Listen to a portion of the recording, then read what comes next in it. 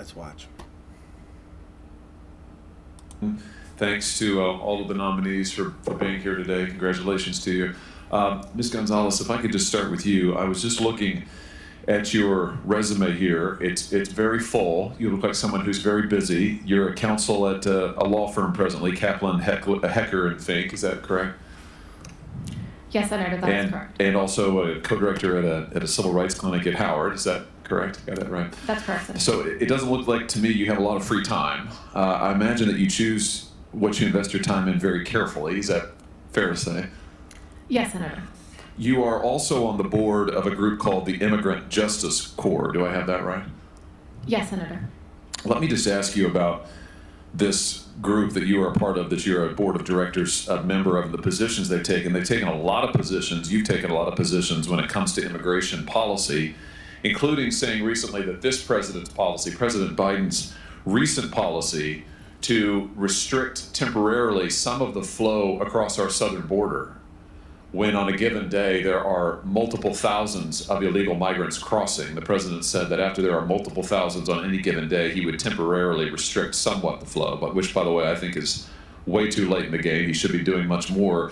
Your group, however, has been exceptionally critical of this. They have said that any restriction of the flow across the southern border is an abhorrent betrayal of American values and is inhumane. Cruel and inhumane, to be precise. Tell me about that. Is it your view that any enforcement of our immigration law, that if we have anything other than an open border, the policy is cruel, inhumane, and an abhorrent betrayal of American values? Thank you for the question, Senator. I do not believe that statement to reflect a request for open borders. I have never taken that position.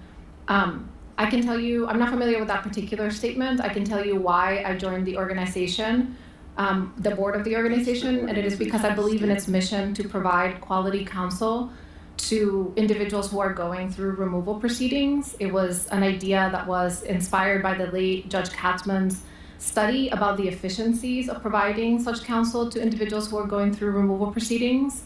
And I understand that the organization engages in advocacy and policy, and that if confirmed, my role as a judge would be to put any such advocacy and policy aside. Well, let me just ask you, I don't mean to interrupt you, but my time is going to tick down here quite quickly. I just want to get clear on this. Is it your position that restrictions on the flow of illegal migrants, just to be, well, let me just ask you this more fundamentally. Do you believe we have a crisis at the southern border?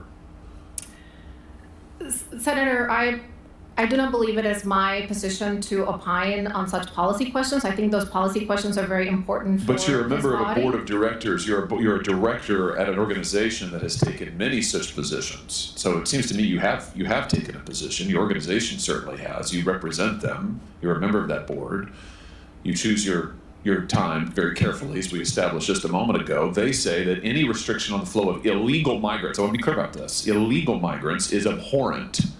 It is a betrayal of American values. It's cruel and inhumane. Is that your position? Senator, I'm not familiar with that specific statement. My June the 5th, affiliation, 2024. It's a press release from your organization. my affiliation with the organization does not commit me to every position it takes So this on is law not your and policy. No, Senator. You disagree with this? Senator, I joined the organization to support its mission to provide counsel to individuals going through removal. Okay, let me ask you about that since you bring that up. You have also advocated for providing counsel, in fact, taxpayer-funded counsel, to every asylum seeker at our border. Do you know how many credibility and fear determinations the Customs and Immigration Service performed just in 2023 at the southern border? No, Senator, I am not aware of that. 146,000. 146,000 in 2023 alone. So you are in favor of taxpayer funding for attorneys for at least 146,000 illegals. Is that right? Senator, I was counsel on two matters that advocated for the right of counsel for a limited class of non-citizens. This is your organization that you're a member of the board of directors of. On May 27, 2022, your organization submitted this official comment to a DHS rule in which you specifically advocated for counsel to be provided at government expense to all asylum seekers. I mean, that's quite a position. So we're talking about hundreds of thousands of people are going to get illegal migrants are going to get government-funded attorneys under your proposal. Is that right? Is that your position?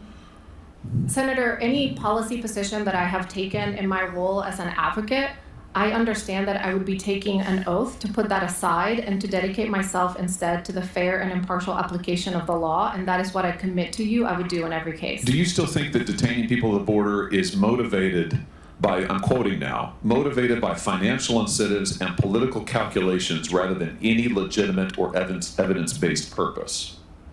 Senator, I'm not familiar with that statement. Well, that's from another statement made by your organization in September 22nd, 2021. Let me just say it again. Detaining people at the border is motivated by financial incentives and political calculations rather than any legitimate or evidence-based purpose. That just seems crazy to me, to say that enforcing our laws and detaining folks who are here illegally, crossing illegally, is motivated solely by financial incentives and political calculations. Do you agree with that? Senator, I joined the organization to support its mission to provide counsel. Yeah, I've heard that answer, but do you agree with this? You're a member of the board of directors of this organization that frankly has taken crazy positions over and over. I'm just wondering if you agree with these positions. So this is just a yes or no. Do you agree that detaining people at the border is motivated solely by financial incentives and political calculations? Senator, I'm not familiar with that position. But do you agree with it? It's from your organization that you sit on the board of directors of. Just do you agree with it? Yes or no? Senator, I'm not familiar with the context. Do you agree with it? You're not going to answer my question, sounds like. Senator, You just say yes if you agree. That's fine. But say no if you don't. I mean, I'd like a yes or a no answer. It's a simple question. You're on the board of directors. They've issued this. Do you agree? Yes or no? Senator, I joined the organization to support its mission. Goodness. This is disappointing. I don't understand why won't you answer me? Are you afraid of the answer that it won't be popular? I mean, why are you distancing yourself from it now? Aren't you still a member of this organization? You're still on the board, aren't you? Yes, Senator, I still sit on the board. Okay. Well, so you don't agree with any of these positions? You won't say now whether you agree or not. Is it because they're so radical? Senator, my personal position on any policy issue would play no role in the job that I would perform as a judge if I were to be confirmed. You've also written a paper in which you say that you don't think police ought to enforce traffic laws because it may lead to inequity. Do you remember that paper from 2023? Yes, Senator. Why is that? You don't want police to enforce traffic laws? I mean, it just seems to me, I'm having trouble following your positions here. You don't want the immigration laws to be enforced. You apparently think that any detention of the illegals at the border is motivated by political calculations and is illegitimate, and you don't want police to be enforcing traffic laws. But you want to be a judge. How's this going to work? Senator, the piece that you are citing documented efforts by cities along with police departments, and in some cases actually led by police departments, to move enforcement of things like hanging an air freshener from a rear view mirror to, for example, ticket by mail or parking enforcement, which would in turn free up police resources to focus on more serious enforcement. Yeah, I'm almost done, Mr. Chairman. Not just that, though. I mean, I encourage people to read the paper. In fact, I've got it right here. It's 14 pages. Mr. Chairman, I'd ask consent to enter into the record the road to driving equality. Frankly, it is full of positions that I think are just nuts. I mean, saying that things like running traffic lights, stop signs, these things can't be enforced, that the police ought to get out of enforcement of traffic laws altogether. I mean, I don't understand it. It sounds like to me you don't want enforcement at the border, you don't want enforcement of our traffic laws, you don't want police enforcement in our cities. I just question whether that is a good set of perspectives to be a judge whose job will be to enforce the law. Thank you, Mr. Chairman. Thank you, Senator. Has anyone ever thought why the border's even open? Like, what was the purpose of it? And then let's just say Kamala and whoever wins the election. Where are they going to work? And when they don't have a place to work, then what are they going to do? Are taxes going to go up? Or the rich people's taxes going to go up? Mike, is Joe Biden's taxes going to go up now that he's retired? Because he just let in 20 million people into the country? Has anybody ever? And we never did a good job taking care of our own poor. We did better than other countries, but you know you can always do better. And now we just added 20 million to that, and to our workforce, and to our education, to our culture.